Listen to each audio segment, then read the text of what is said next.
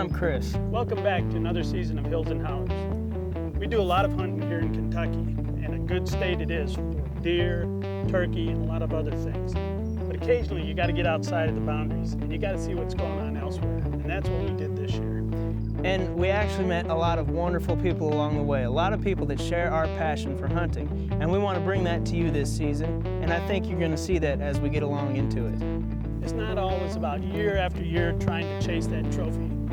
It's about people, and we met a lot of great people in our travels. And you're going to get to meet a lot of these people over this season, and I hope you like what you're going to see because we had a great time filming it, and if you stay tuned, I think you're going to really enjoy what you see. So don't go anywhere, because the action is about to get started.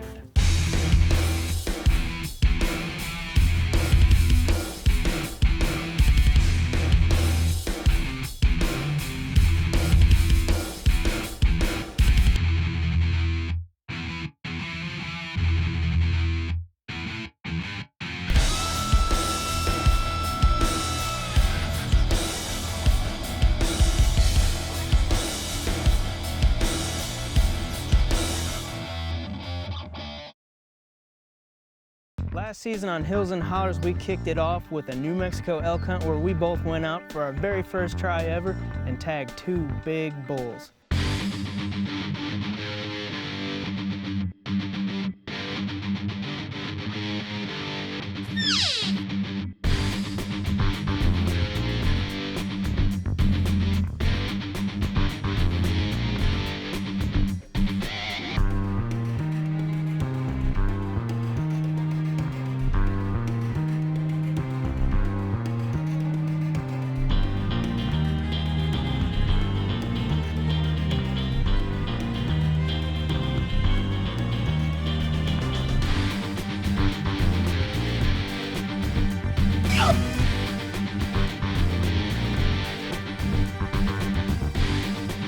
So needless to say, we have got some serious bull elk fever. But we've also got a great herd of elk right here in Kentucky, and we've been putting in for it every year since they've had this herd started. It's the largest east of the Mississippi, and there's a very good reason why we're not going to be hunting elk here in Kentucky. Out of the 33,000 people that applied for the lottery, we were not one of the lucky 400. So it's back to New Mexico once again, which we love.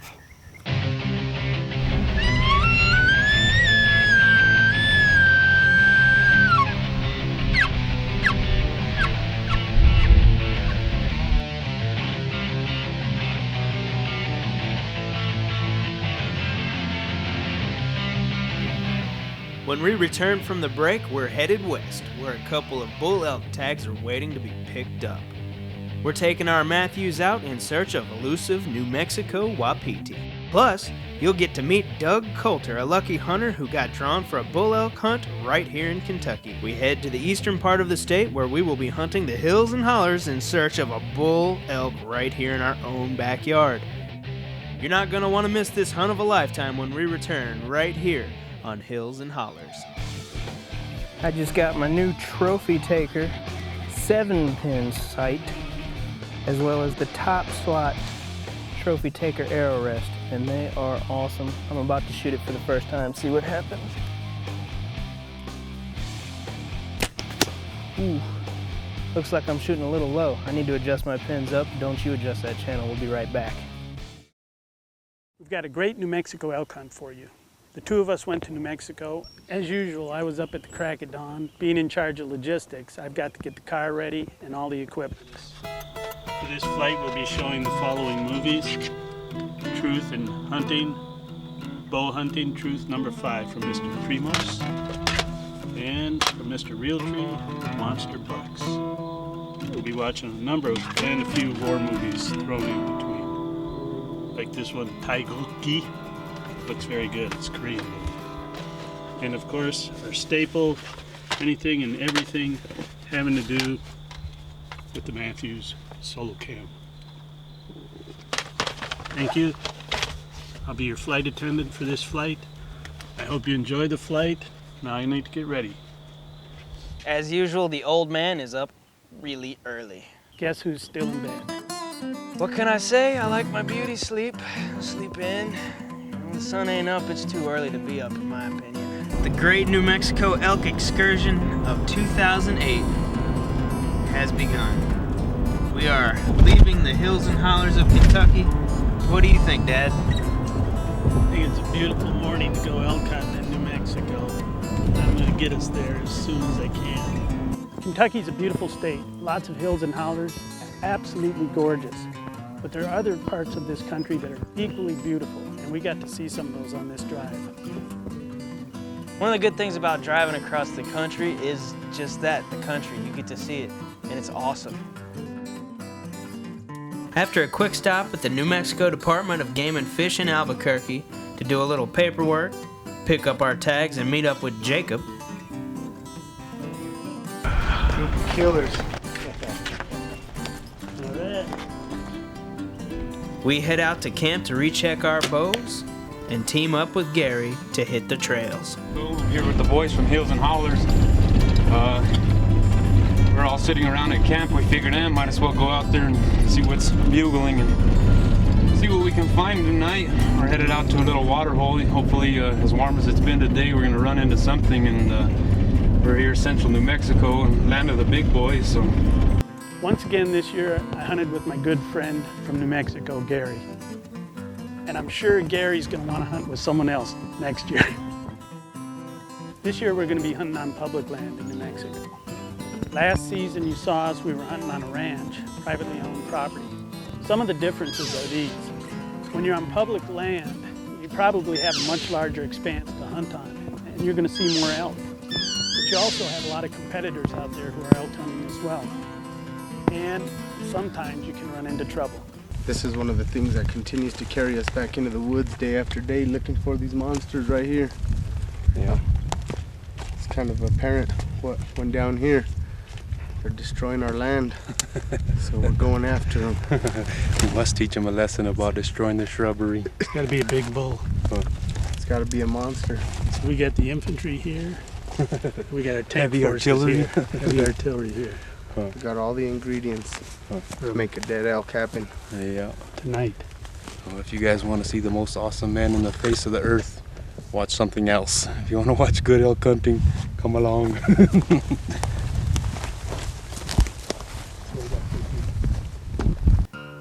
You know, it's hard to put into words just how exciting it is when you're out there hunting the elk. Those of you that have turkey hunted, you know what I'm talking about.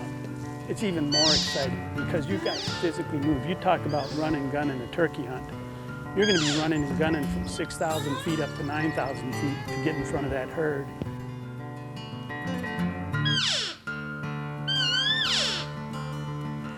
Well, I think I learned another valuable lesson on this trip. I thought I was in pretty good shape. I didn't begin to measure up to what I needed to. We chased elk up the mountain, down the mountain. We tried to get in front of the elk at 5 o'clock in the morning. Once those elk start moving, you better be moving with them, or you're going to lose the whole day. You know, the last morning, I really thought we were going to bring one home. We had everything perfect. Gary had timed it perfectly. We got in front of the herd. We were on the side of the mountain. It was still dark. We were cow calling. 2 of the bulls were calling back to us, and here they come. And this is the thing about public land. You can't control everything. Here comes a pickup truck running up the mountainside and scared the entire herd away. That was the last day. We hunted public land. There was a lot of competition. There was a lot of noise. You just couldn't control all the elements. But it was exciting. Every morning we tried to be out there earlier than our competitors. And every morning we got out in front of that herd, it was a challenge. We would cow call, they'd bugle, they'd come up the hill, we'd try to get in front of them. Every day, it was fun. I enjoyed this year more than I enjoyed last year. Don't go anywhere, because coming up after the break, we're in eastern Kentucky, and you're going to meet our hunter, Doug Coulter. Also, David Burba's back to call for us once again. You might remember him from our Kentucky hunt from last season. We're out scouting the night before the hunt with Sergeant James Vaughn of the Kentucky Department of Fish and Wildlife. And old Sarge has put us right on the bulls.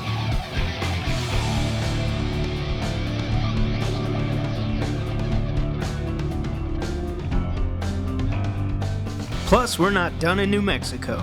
Me and Jacob head out one last time to try a meadow that just might hold a monster bull.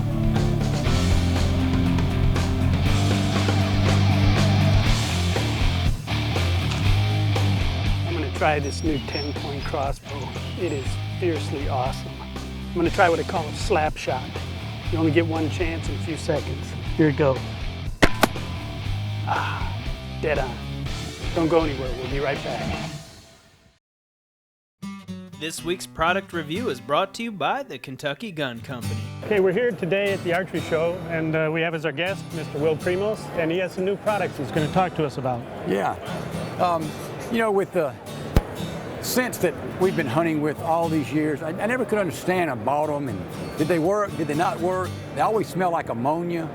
So what we try to do, what we've done, is gone and replicated the pheromones, everything that's in doe estrus and in the buck dominant lures that bucks and deer in general are attracted to. So what we also decided to do was the delivery system. How do we deliver this? Well, this is what we call deer droppings. And this is impregnated with the scent. It's amazing how long the scent lasts, how long the odor lasts. Then we wanted a way to bring the doe estrus so that you could put it on a limb, have it, get that scent in the area that you're hunting. And what we've done is create a biodegradable strip. So if you leave it, it's not a piece of plastic hanging on the limb just forever. This is also impregnated with the scent. Then we've got the dominant buck. This is also in the Truth Serum series. And then we've got just the bottled Truth Serum in the doe estrus and the buck urine. If you want to add that to your own wick or to directly to a scrape, which we've been doing for years, that's another way to buy the product. And then we make cover scent in the earth, which is also biodegradable. This is shaped like an arrowhead because we really enjoy archery, but you simply hang that around your stand or on your stand, and you've got a little bit of cover scent. Bottom line, we were just tired of things smelling like ammonia and not knowing what we were buying. So we replicated the estrus and the dominant buck's odors and then gave you a delivery system that is earth-friendly, if you will. Chris and I have a great New Mexico elk hunt for you. But we were also lucky enough to find someone that did draw one of those 400 slots here in Kentucky. And we're going to show you the results of that hunt. On this show, we're going to be doing a New Mexico and a Kentucky elk hunt. We want to show you how hunting elk here in Kentucky is just as good, if not better, than hunting out west. Eastern Kentucky has a lot of strip mining going on for coal, and it's a huge industry. And a lot of these old strip mines get reclaimed, and it just turns out to be great habitat for huge bulls. Kentucky Co., higher in America. You're welcome. You know, we're ground pounding pretty hard in New Mexico, but back in Kentucky, Doug Coulter is already on some big bulls. We're just out scouting and we're already seeing them. Sergeant James Vaughn of the Kentucky Department of Fish and Wildlife accompanied us to the area where we were going to hunt in eastern Kentucky's Pike County. Along on this hunt is David Burba, who you might remember from last season on Hills and Hollers.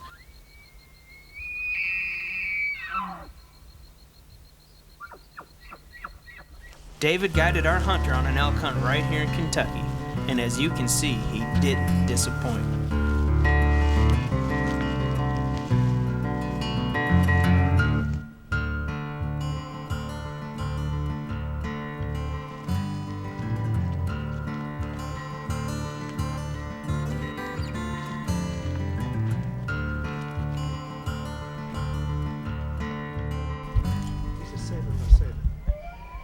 Better get on it, Paul. You better make it in a hurry.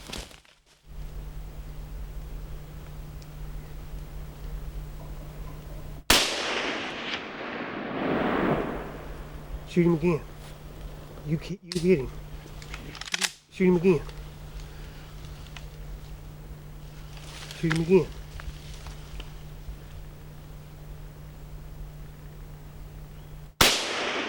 You got him. I heard that. You got him. He's going down right there. So with an experienced elk hunter like David along as our guide, confidence is high that the big boy is coming home with us. Now all we gotta do is scout to see what kind of herd we've got. We've got big bulls here in Kentucky, and you know what? It's going to get better every year because we don't have the predators like they do out west. There's no mountain lions, there's no bears, grizzlies running around biting people, there's no wolves. In Kentucky, we just don't have that. We don't have the disease problem quite like they do out west. We don't have the harsh winters here in Kentucky like they have out west. So the population is doing awesome. They're getting bigger every year. And it's really starting to show because every year there's bigger bulls getting taken here in Kentucky. You know, we had a 2-day drive to New Mexico to hunt elk, and in Kentucky we would have only driven like 3 hours at most. And that's what Doug Coulter got to do, and I'm glad we got to tag along with him because we went on an excellent hunt right here in our own backyard, right in Kentucky. Coming up after the break, our hunt in New Mexico is far from over. Me and Jacob are giving it a last day, last hour Hail Mary attempt in our favorite spot that we like to call the meadow. And it looks like there just might be a big bull in my future. So stick with us. Okay, scouting, we're seeing pretty good bulls. And the next morning is going to be intense, I guarantee it. But in New Mexico, stuff's starting to heat up. Me and Jacob, we're going to the meadow. The first morning that we didn't have hunting pressure from other hunters, we got on a big one.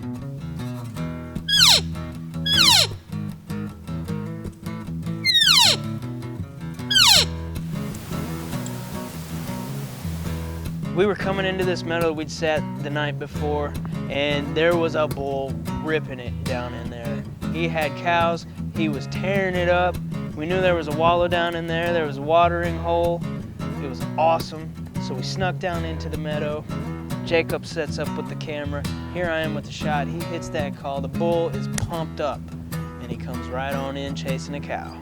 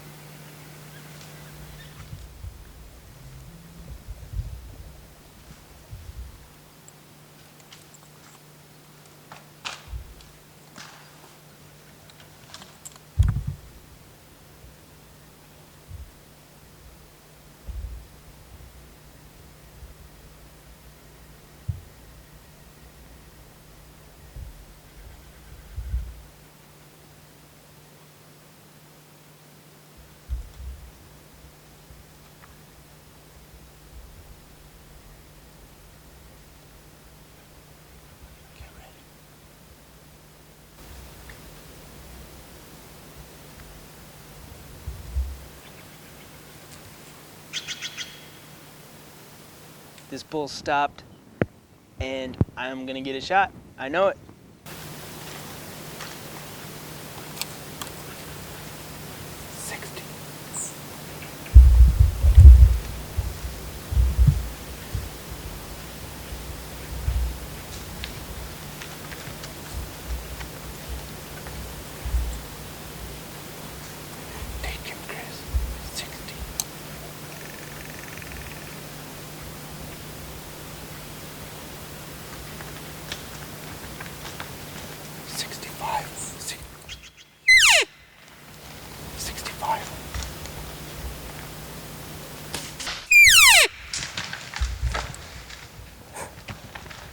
Okay, it's a little bit of a long shot, and I misjudged the distance a little bit.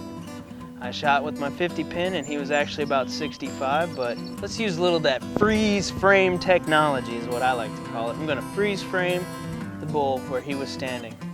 Now this is where my shot would have gone if he hadn't moved.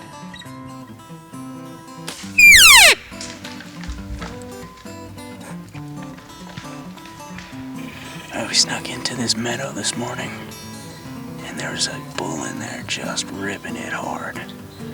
Jacob knew he could get him to come in, so we snuck into position. Jacob let out just a few cow calls, and here he came. And when I let the arrow fly, he was just turning. I just barely missed him. He looked like a pretty good bull, too. So I missed on the big bull. It happens. We gave it a pretty good try. We hunted hard for a good 5 full days. We just couldn't connect on the big one, but people make a good hunt too, and we were with a lot of really great people on this hunt. We had a blast in camp. And even though we didn't bring home a big trophy bull, you know what? We still had a great time hanging out in New Mexico with a bunch of our friends. Jacob and Gary, they run an excellent camp, and we had a blast the entire time.